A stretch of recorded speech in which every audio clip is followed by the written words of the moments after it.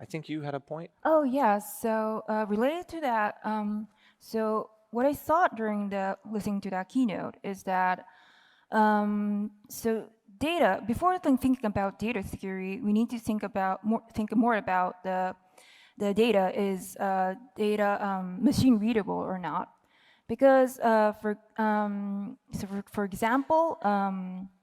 So before joining my current company, I was doing a lot of like one-day vulnerability research and related to IoT devices. And so for that research, I was like collecting a lot of release note of various vendors.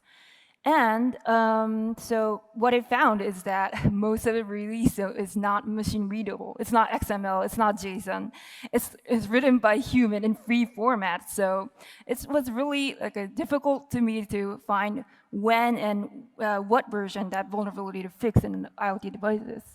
Yeah. And I think the machine readable data is an important one as well when you're dealing with post-security breach, right? When, if you've all sort of been following the breaches in Australia, but we've had some massive breaches, some of the biggest in our history over the last sort of 6 to 9 months, with Optus, which is owned by Singtel, there was Medibank, there was Latitude, and we were involved in a number of those from an investigation perspective.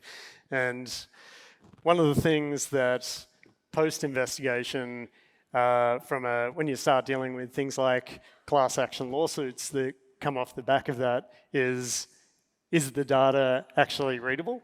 Can someone with, basic knowledge get your 4 terabytes of data or whatever it is, download it and extract all of your personal information? Or, is it actually going to be too time consuming from a time or a CPU perspective, a knowledge perspective, to be able to potentially deserialize it or decrypt it, or even just, if it's in clear text, what percentage of people can actually go and extract the data out and revert it back into something that is going to impact the actual individuals, and how much, right? Is it going to impact them? Is it going to lead to identity theft? Is it going to be leading to sort of individual extortions?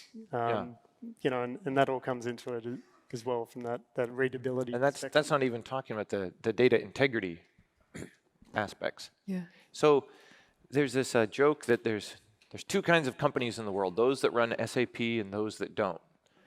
And the joke is because once you run SAP, right, you conform your company culture to SAP. Like, SAP does not bend to the will of the company. And it sounds like we're talking about that a little bit.